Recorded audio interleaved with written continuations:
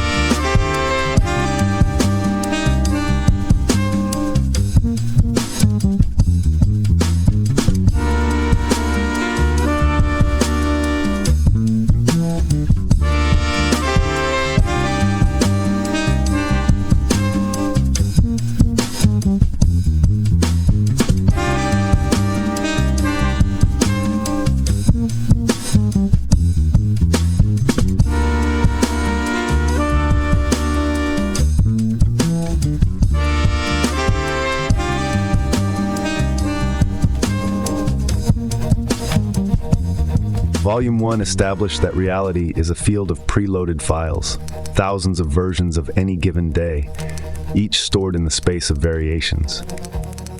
Nobody writes new code. The job is to open a different file. Same person, different sector. Pendulums hijack attention. Importance warps the scene. The flow carries those who stop gripping. That was the map. But there was a question Volume 1 left unanswered. If forcing outcomes is the wrong approach, what exactly moves a person from one sector to another? Willpower? Visualization? Gratitude journals? None of those. Zeland's answer is a force he calls intention, and it comes in two species that look similar but operate in opposite directions. One burns energy, the other bends corridors. Understanding the difference is the entire game of Volume 2.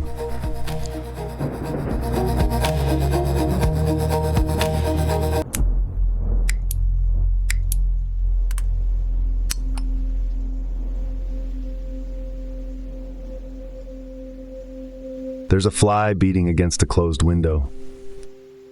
6 inches to the left, another window sits wide open. The fly doesn't see it. She hits the glass, bounces, hits it again, harder. Every collision confirms her theory. Freedom requires more force. She doubles down, She exhausts herself against the same pain while the exit waits in her peripheral vision. Zeland calls this internal intention. The intention to act on the world directly, to push, strain, convince, and overcome. It's everything effort was trained to look like. Grind harder, prepare more, want it louder. Internal intention works within the rules of a single sector. Imagine a room with fixed walls, and inside someone shoving against them. Sometimes the walls give. Most times they shove back, and the pushback is proportional to the force applied. That's not bad luck. That's balancing forces doing exactly what they do. In Volume 1, we talked about excess potential, the distortion that happens when you inflate a goal's importance beyond its natural weight. Internal intention is the engine that creates excess potential. The more you push, the more importance you generate. The more importance you generate, the harder the balancing forces push back.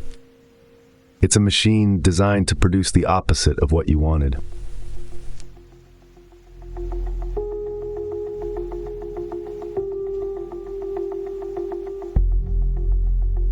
And this is what makes it insidious. Internal intention feels productive. The effort is visible. The strain is measurable. Society rewards the grind, late nights, tight deadlines, the mythology of hustle. Nobody gets praised for relaxing into an outcome. And so the fly keeps hitting the glass, convinced that exhaustion is evidence of progress. Think about the last time you over-prepared for something. A pitch loaded with every fact you could find. An interview rehearsed down to individual gestures. A difficult conversation scripted line by line. You walked in vibrating with the need to perform, and the room responded by getting heavier. Questions came from angles you didn't cover. Your timing felt half a beat off. You left drained, even if the outcome was passable.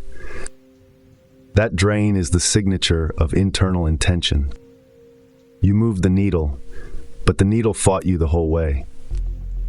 Now multiply that across your life. Goals chased with clenched teeth. Relationships maintained through sheer willpower. Projects dragged across finish lines with your fingernails dug into the floor. Internal intention can get results, but it gets them the way a battering ram gets through a wall. Loud, expensive, and leaving wreckage you'll clean up later. The fly is still beating against the glass, and the open window hasn't moved.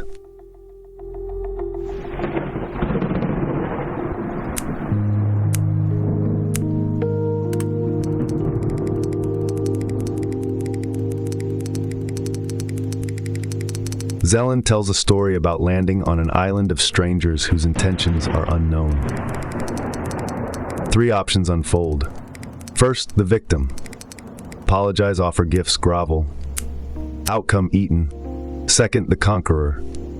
Attack, dominate, force submission. Outcome, win or die, a coin flip dressed up as courage. Third, the ruler.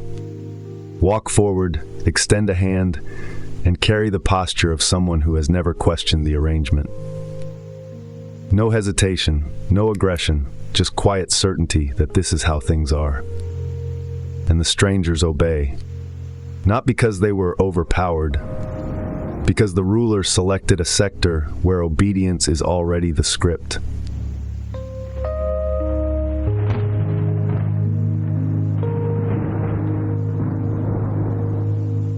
That third option is external intention, and Zeland argues it's the oldest force on Earth.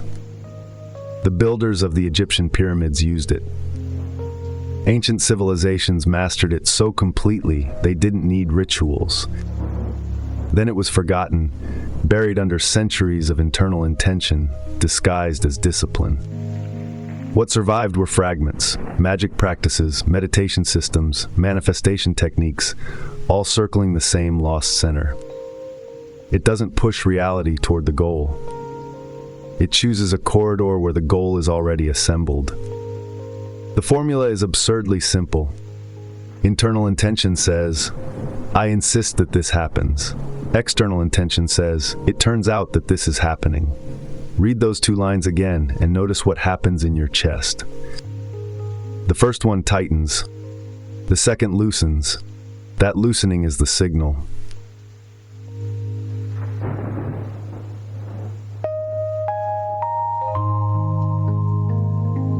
Zeland says external intention is what's actually operating when you fly in a lucid dream. There's no trying involved. No visualizing the physics of flight. No negotiating with gravity. You simply get in the air, because in that moment, your mind and your soul agree that flying is what's happening. No gap between wanting and having. No debate. Your mind allows it. Your soul tunes into the sector where it's real, and external intention does the rest. You didn't create flight. You chose the sector where flight was already the script.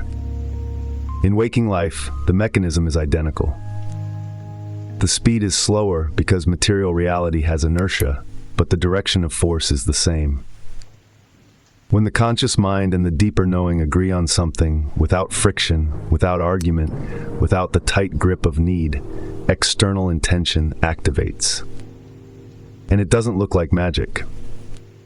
It looks like unremarkable smoothness. Your email gets a fast reply. A meeting lands on the first try. The right person mentions the right thing at the right moment, and you didn't arrange any of it. It turns out that it arranged itself.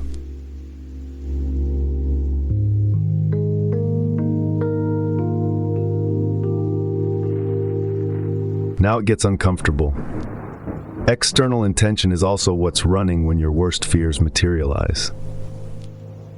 Think about a time you were terrified of losing something, a job, a relationship, a reputation. That fear created perfect soul-mind agreement. Both were fixated on the same dark sector. External intention read the unanimity and delivered the matching reality. It doesn't check whether the agreement is positive or negative. It only checks whether soul and mind are synchronized. And here's the asymmetry that explains your entire life. Fear synchronizes them instantly, because fear is never half-hearted. Desire is almost always polluted with doubt. That's why bad outcomes seem to arrive on schedule, while good ones need to be hunted.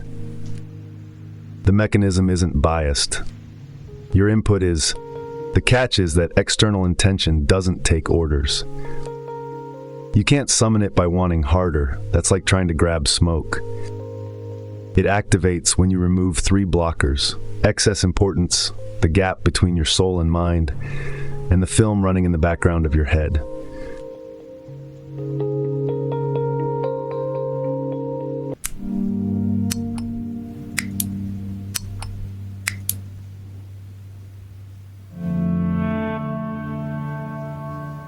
Zeland introduces a concept he calls slides, mental films that sit between a person and reality like a filter on a projector. Regular light passes through the film and hits the screen as a colored picture. Perception works the same way. The world sends neutral information. The slide colors it before it reaches consciousness. A negative slide distorts incoming data to confirm what someone already believes about themselves. Say you're convinced you're not attractive enough. That slide sits in your head, not in anyone else's. When someone smiles at you, the slide rewrites it as a smirk. Two people whispering nearby must be talking about you. A compliment must be sarcasm. None of this is happening in the room. But your behavior adjusts to the distorted picture. Your posture stiffens, your words thin out, your presence shrinks. People respond to the diminished version that the slide created. The slide scripts the scene, and the scene confirms the slide. A feedback loop running on phantom data.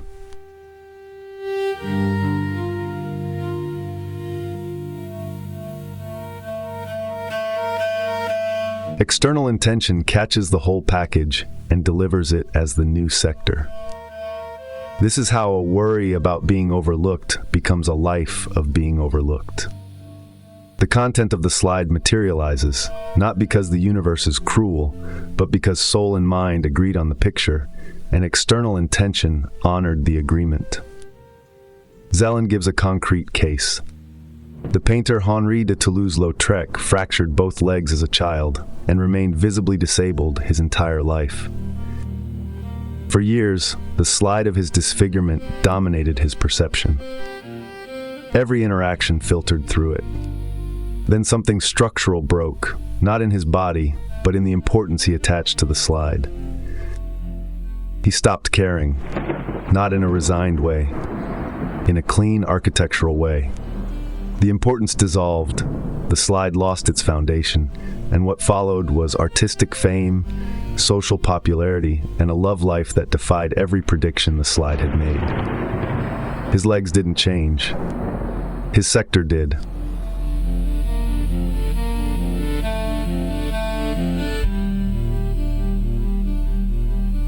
Now reverse the polarity. A positive slide works the same mechanism, but feeds it different content.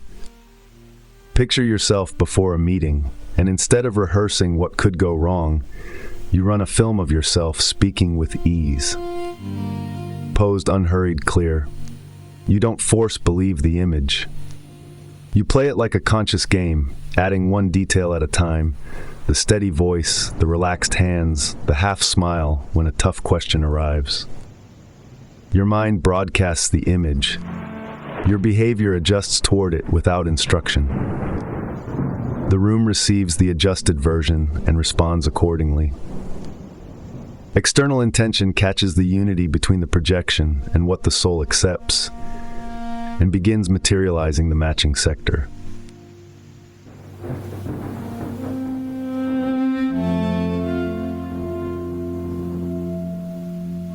The slide has to be original, not copied from an idol, not lifted from a film.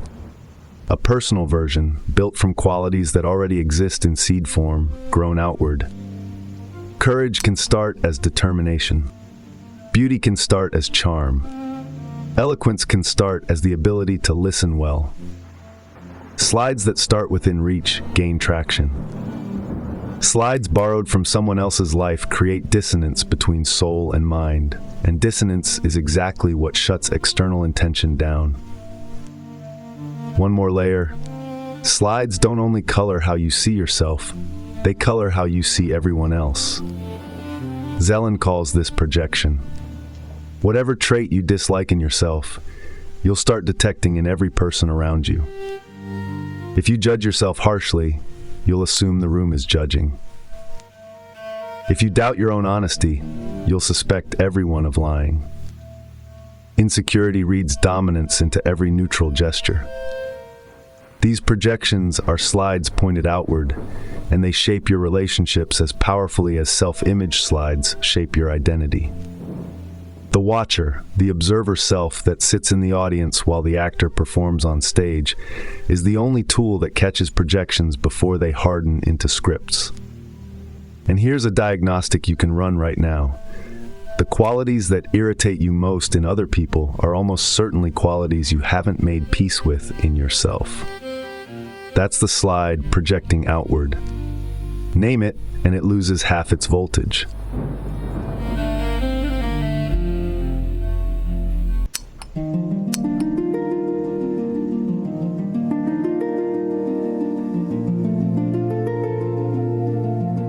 There's a question sitting underneath all of this machinery.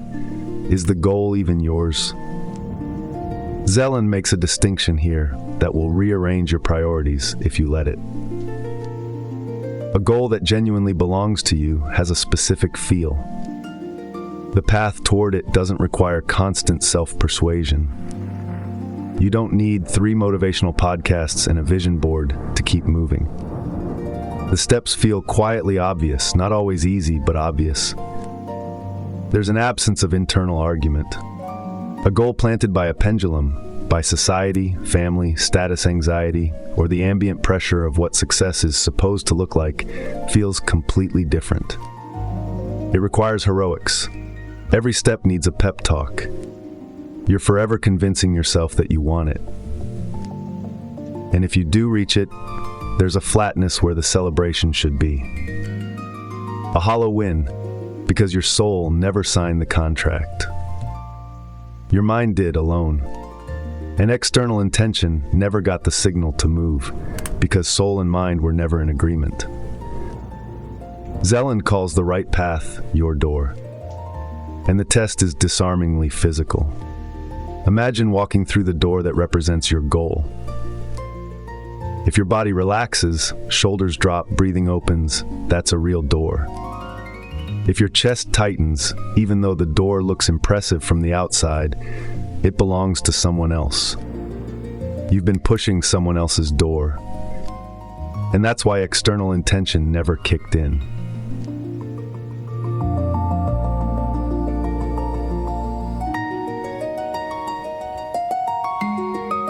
There's a scene in Volume 2 about an expensive shop that makes this concrete. A wealthy buyer walks in and browses with calm authority, unhurried, choosing at home. A person without the means enters with tension in the shoulders, measuring eyes on every side, half apologizing for existing. The difference isn't financial. It's permission. One allows themselves to have. The other doesn't. And the soul hears that refusal literally. When the mind says, "These things are not for us," the soul agrees, and external intention obeys by keeping the sector exactly where it is. This is the comfort zone Zeland describes, not the motivational cliché about forcing yourself into discomfort. The opposite. Your comfort zone is the range of outcomes you genuinely believe you're allowed to have. Expanding it doesn't mean jumping into anxiety. It means slowly allowing yourself to stand in spaces your mind used to declare off limits. Walk through the expensive shop, not to buy anything, to practice the posture of someone who chooses instead of someone who begs. Zeland says something about the people who became stars or millionaires that will land differently now. They're not fundamentally different in skill or talent. They differ in one specific way. They allowed themselves to have what they wanted. Soul and mind aligned on the same sector. External intention, read the agreement, and delivered. The question isn't whether you're capable. It's whether you've given yourself permission.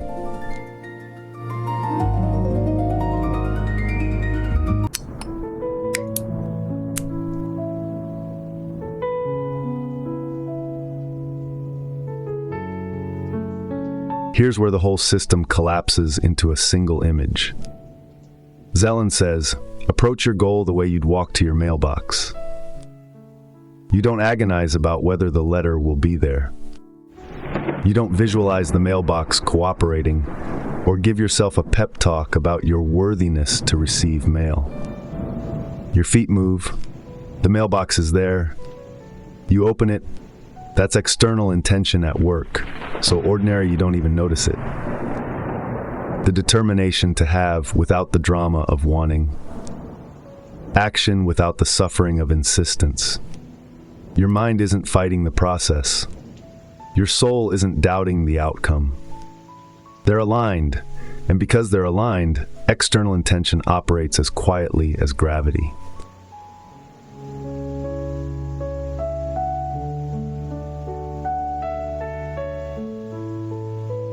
Now take that same posture and point it at the goal you identified as your door. Drop the importance until your body says yes. Dissolve the slides that are coloring the scene with fear or unworthiness.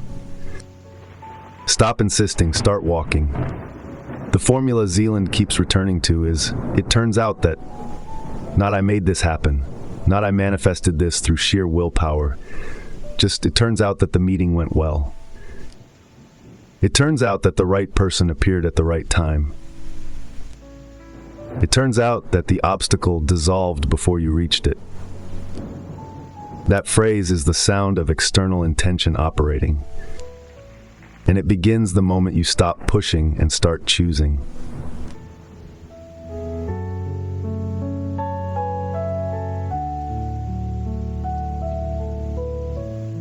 A small thought experiment to drive it home.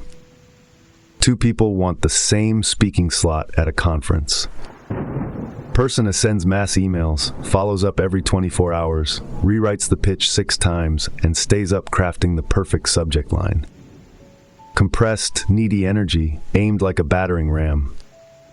Person B identifies one conference with a clear thematic fit, sends a 90-word pitch with one clip, and moves on to the next task. A warm introduction arrives from a mutual contact 3 days later. Person A is still refreshing their inbox. Person B is already preparing the talk. Same goal, different species of intention. One pushed, one walked to the mailbox.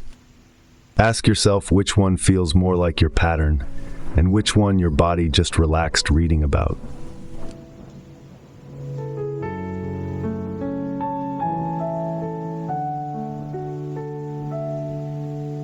There's an even simpler way to see it. When someone approaches you from a place of need, the pitch that's too eager, the message that follows up too fast, the person who laughs a beat too hard at your joke, you feel the push. Something in you tightens and pulls back. But when someone approaches with calm, unhurried clarity, as though the outcome is already settled and they're just going through the pleasant formality of the conversation, you lean in. That's the difference between internal and external intention as felt from the receiving end. Other people's bodies detect which one you're running before your first sentence is finished.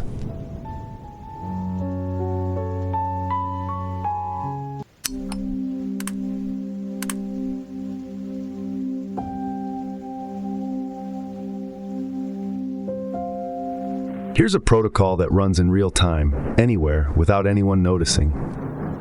Step 1, catch the push. Ask yourself one question: am I insisting right now?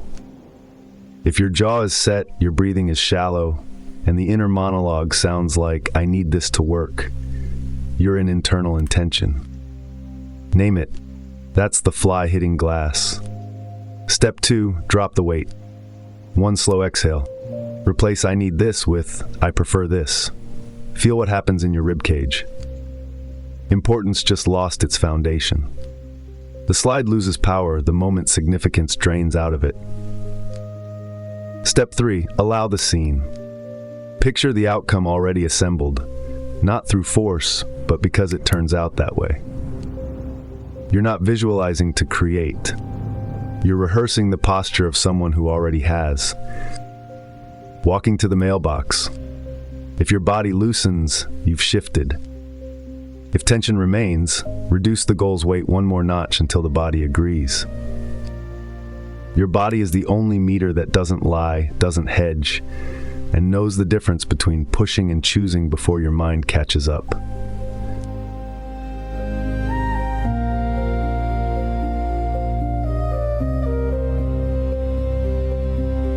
Run this check before any high-stakes moment, a call, a pitch, a conversation that matters. Run it again when you notice friction building in your day. And run it when things are going well too, because success raises importance, and raised importance invites the balancing forces that flip smooth runs into chaos. Run it 10 times a day for 1 week, and the protocol stops being a technique. It becomes a posture. The more you practice it, the faster external intention recognizes the invitation and begins assembling the scene. Volume 1 ended with a question: which door would you touch instead of the one you've been kicking? Volume 2 answers it. The door that opens is the one that opens inward, the one you walk toward without gripping the handle. The goal that arrives is the one you stopped dragging and started allowing. It turns out that the ancient technique isn't a technique at all.